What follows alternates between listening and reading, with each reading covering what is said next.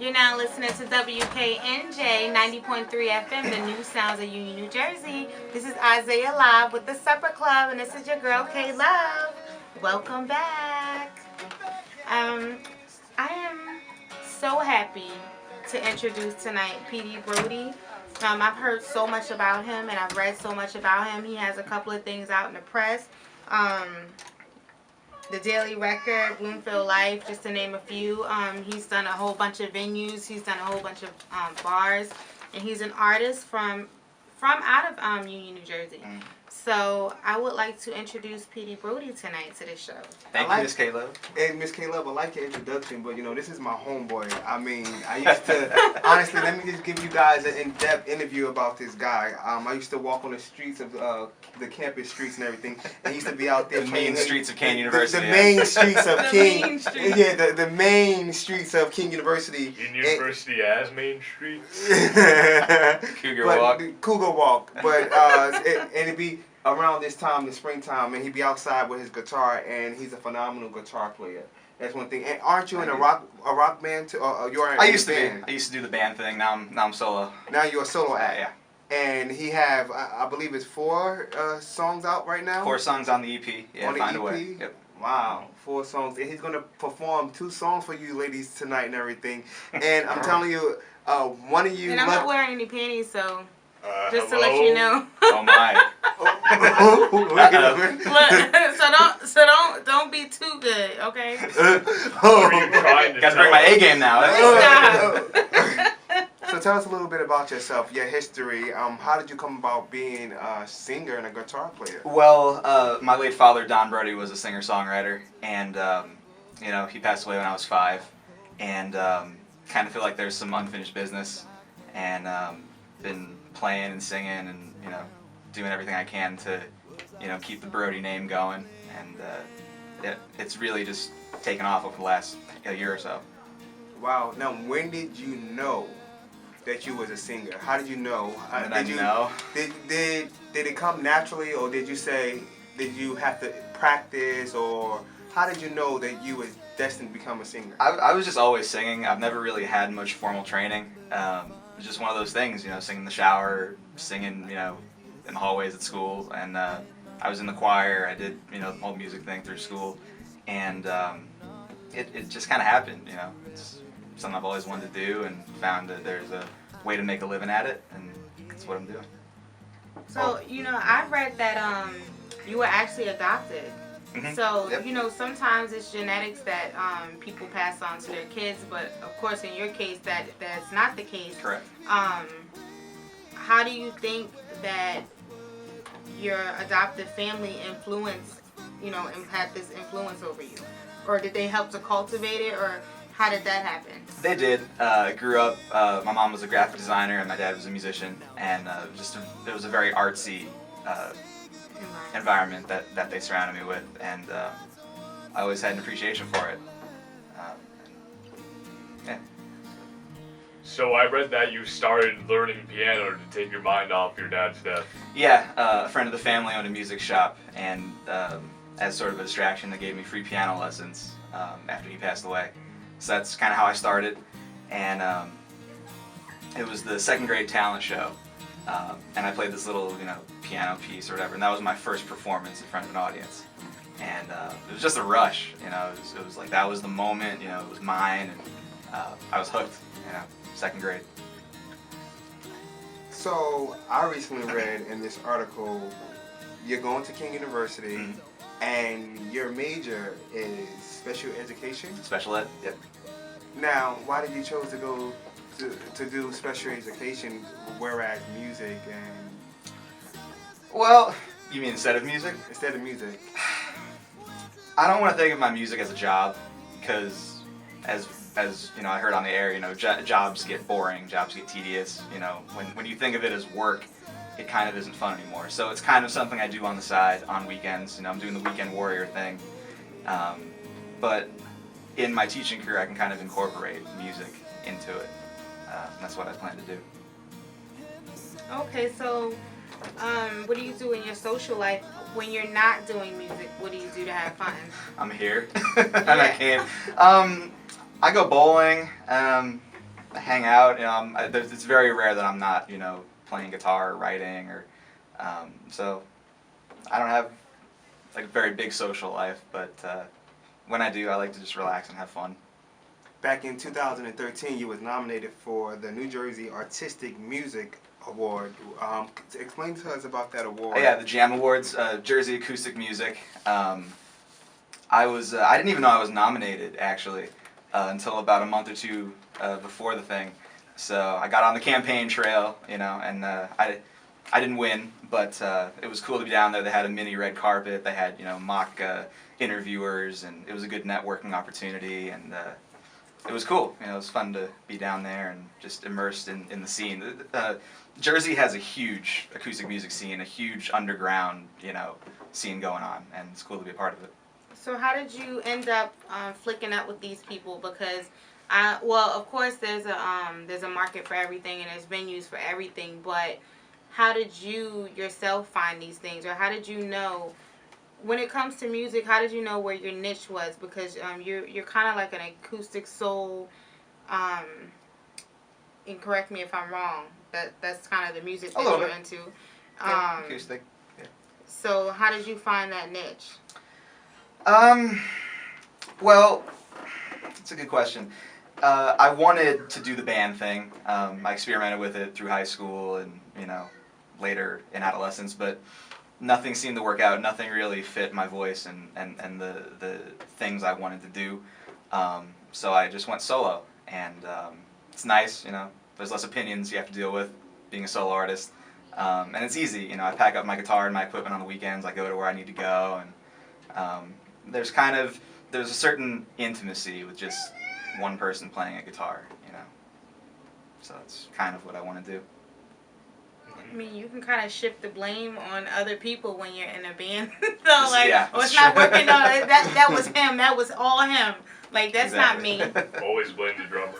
Blame the drummer, yeah. Always. Yeah, no, I mean, it was fun jamming out, but the meaning, I'm all about the writing and the process, and a lot of the meaning was lost in the band wanting to turn up to 11, Spinal Tap reference if you know the movie. And So before you go into your hit song, I believe it's the Way of Life. Oh, no, On My Way, right? Find a Way. Hello? Find a Way. Why Hello? did you come with the way of life? The way of life. Philosophically. You know, He was thinking The Lion King. I'm just thinking of Lion King. Can you feel the love tonight?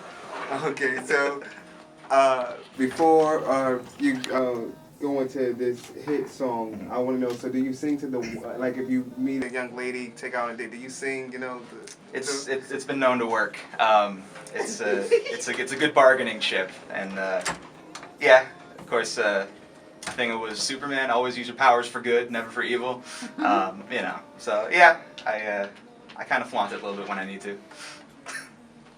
So tell the world about your new song, and grace us with your. All right. Well, this song is kind of it's about wanting something back and not knowing whether you're going to get it back. And in the debrief with you guys before we went on the air, Isaiah kind of pointed out that the lyrics were sort of universal. It doesn't have to be about a relationship. It can be about losing somebody or whatever you want to attribute the meaning to. And that was news to me because I didn't even think about it that way. So you learn something new every day, I guess. So. Ladies, this man could sing. Give it up for PD Brody.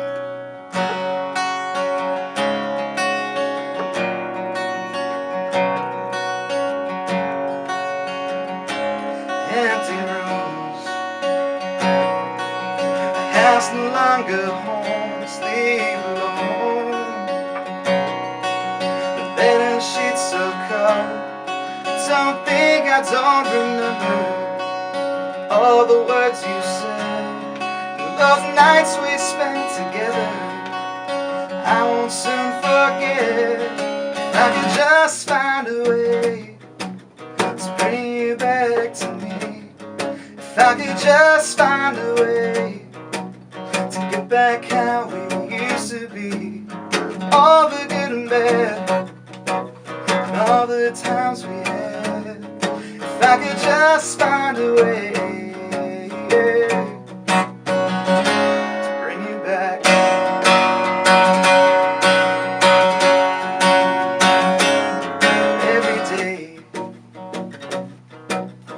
mind plays tricks on me and I see your face. How my heart wants it to be. It's like an optical illusion. I can't take much more. Baby, please, I'm calling now. My knees against the floor. If I could just find a way to bring you back to me. If I could just find a way to get back how we used to be.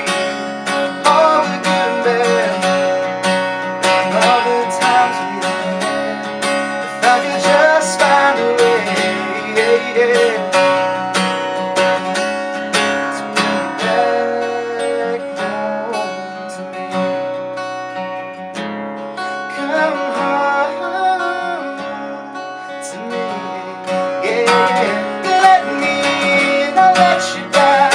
Bring me back for a second round. I'll make it right if you let me stay. I'll fix your heart if I can just find a way.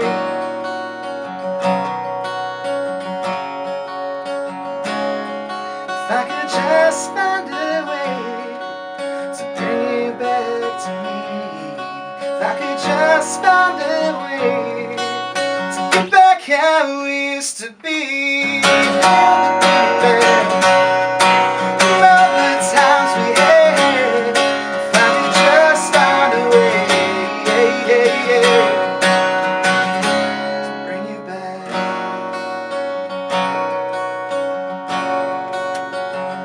to bring you back, to bring you back. Thank you so much. Oh my God, that's not a penny dropper. Hello? Look, you can come back anytime. Thank you. I just might.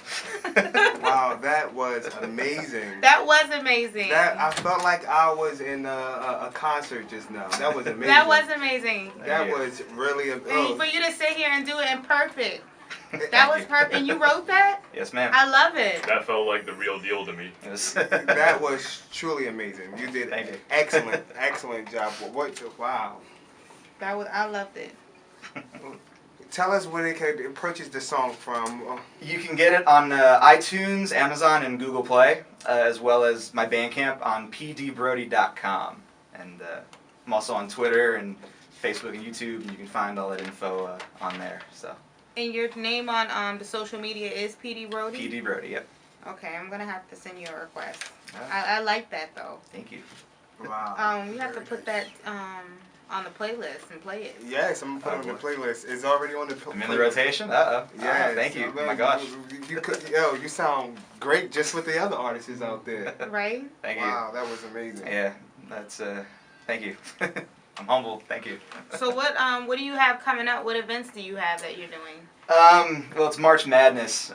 Booked a bunch of gigs, and I have a bunch of events coming up this month. Amazing Grapes in Pompton Lakes on Friday, and then the Myersville Inn in Gillette on Saturday. And again, all that can be found at pdbrody.com. And yeah, it's been great. You know, the gigs haven't stopped, and it's a good thing.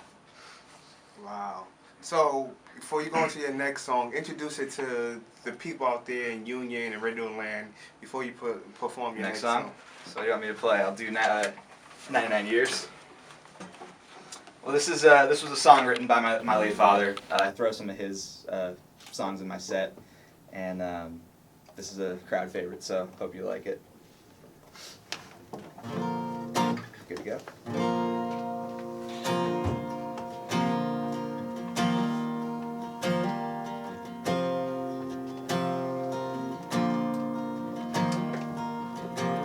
Used to live for the moment. Man, what a great way to live.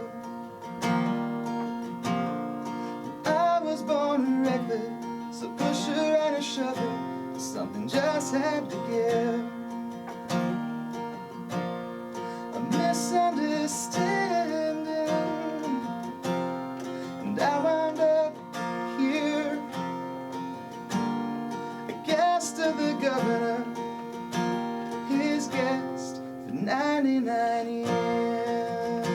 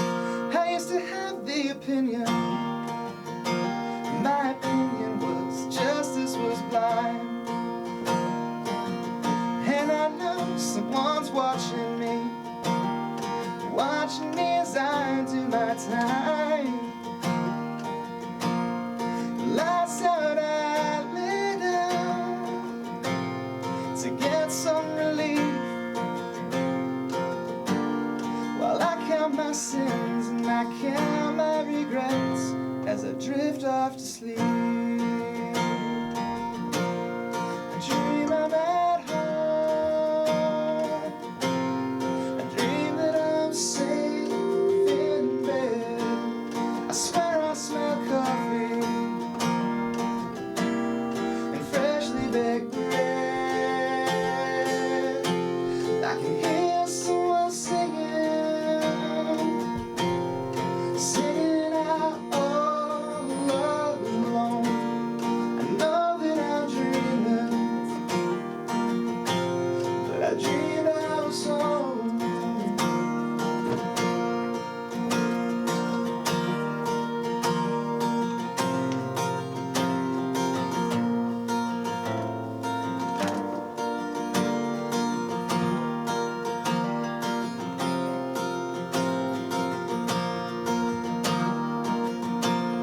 Well, here's some rough justice, and baby, you heard it here first.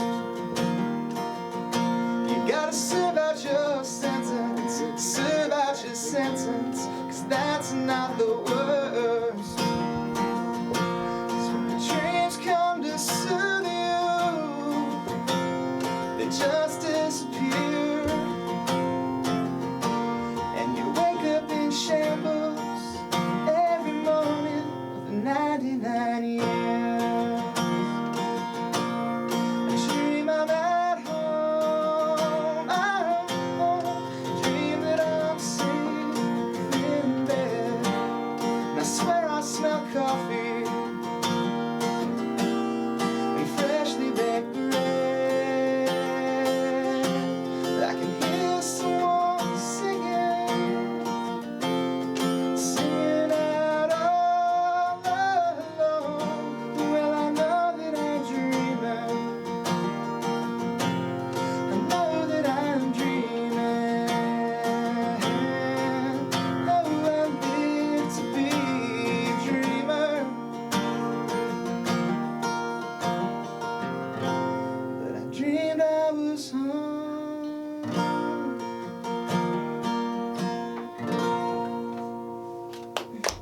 Thank you. You listen to 90.3 FM WKNJ, the new sound of Union, New Jersey. You listen to Isaiah Live with the Supper Club. Give it up for PD Brody, everyone. Thank you. Yeah. Thanks a lot. Good to be here. Thanks for having me on.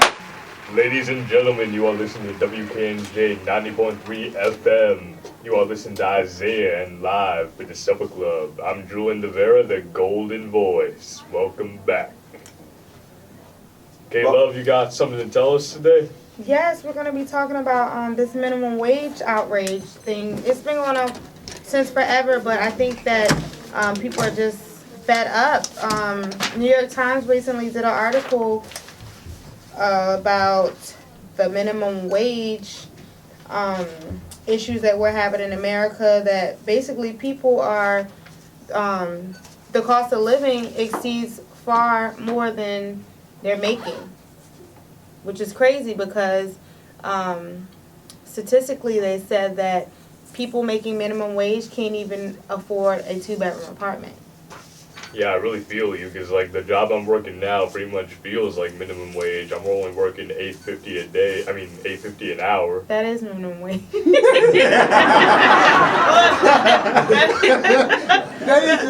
actually $8.25 because they just raised it $1 last year. Wait, so you got a raise? 25 cents. 35 cents. You know what? I'm about to tell my age, so don't judge me. But when I started working back then, it was $6.50, $6.25. No, sister. And I'm older than you. When I started working, minimum wage was $5.15. Okay, I remember that. It was $5.15 when I started working. At my first job was at a female's clothing store, Easy Picking. I was making $5.15. By the end of that week, I made $100 and some odd dollars. I thought I was the richest man in the world. I used to go, I used to go buy my long T-shirts and my nice Timberland boots, and I used to be like, yo, I'm so happy because I thought that was a lot of money back then, but it was $5.15. Yeah. And I think I did about 3 years or 4 years making $5.15. Wow, that's crazy. So that was all through high school. No, my first job was Burger King, and I was making $6.25.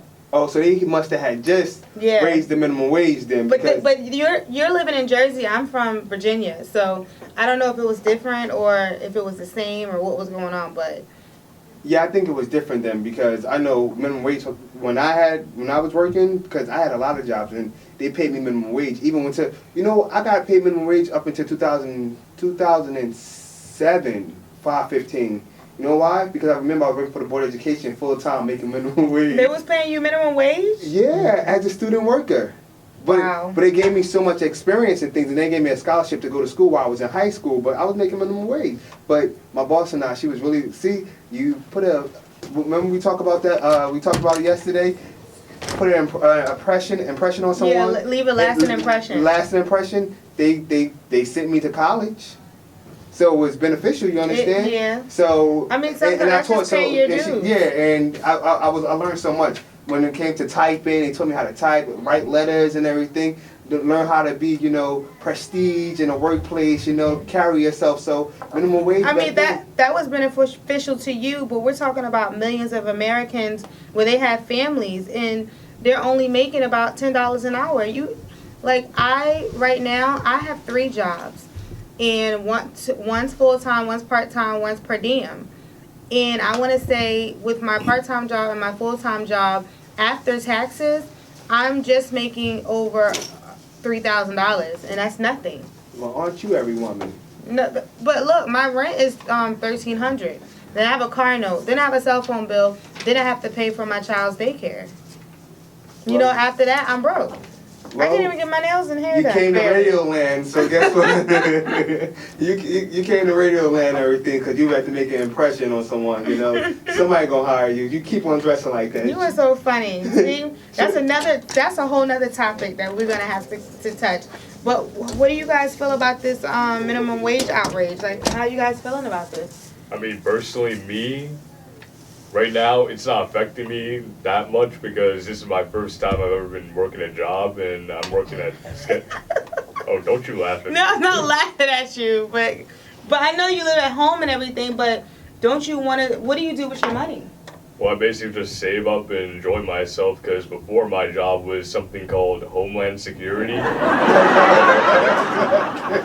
is my that? My associates were my mom, dad, and my brother, and my job was to watch over the house. So basically, you were getting allowance. Allowances. I was getting that nice $20 a week. $20 a week? Yeah, $20 a week. With gas in my tank. No, come on now. But you was doing Homeland Security. So how much do you get paid a week? Like, could you make $8 and what, 50 cents? Yeah, I make $8.50 now, and basically after 1 week of work, I should have nearly around $50 or something around there. Wait, $50 after your net or gross? Nah, after I'm counting in the amount of money I spend on my lunch break and other things like gas and stuff like that. Oh, so you should have $50 to, pay. Yeah, to myself. It's not. See, this is not even funny right here because it's sad and it's so crazy because they said in Oklahoma last year, Oklahoma Governor Mary Fallin signed a bill banning the state from establishing a mandatory minimum wage or vacation and sick requirements. So that means that no job. There's not any job where it's required that you get sick pay or it's required that you get minimum wage. If they don't want to pay you minimum wage, it's slave labor. Yes, it is slave labor. But I know I recently read an article. New Jersey is changing the laws when it comes to giving part-time workers benefits now. You could get sick time now if you're part-time in New Jersey. So they stepping up. I think everybody should be entitled to 3 sick days out of the year without coming out of their pocket. Because at the end of the day, who want to work 365 days out of a year and don't get paid or take off and have a vacation, or be paid for it, Because I remember when I started working, my ultimate goal was to have a job that gave me benefits. That was my dream. That was my dream. One day, I was working at the Board of Education for 5 years. I said, I'm going to have a job. And I'm going to have benefits, and I'm going to have sick time and vacation time. I did that. But even jobs now with benefits, they take out so much out of your paycheck. I mean, as a single adult, it's fine, but you try being a single parent with a kid or a family, each and every child or each and every dependent that you're getting benefits for, that's money out of your paycheck. So it's kind of like you might as well just be on welfare. And Or you that's- might, it's crazy. And that's really crazy because, like, in one of my classes with my political science teacher, I believe, he was actually talking about a politician who thinks we should lower minimum wage to, like, around $7 because the politician said that, oh, you could live with $7 minimum wage. I seen that. Please, $7. And then that's why Obama made that during his State of the Union speech, I believe that was. Obama. No, that where he said, you try living on minimum wage, a family, you just can't do it. And they also had Well, it's a sad situation.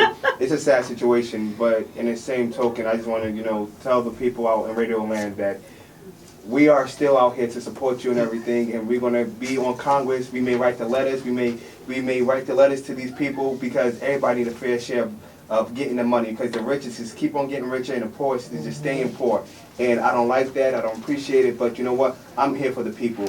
And look, and to you men out there, this is how gold diggers came about.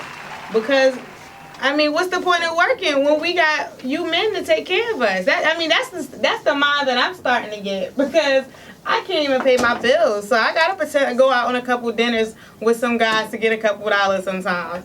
You know what? I wasn't gonna even bring that topic in, but you know what? Look, you get a hot meal and a couple dollars just to entertain somebody for a couple of hours.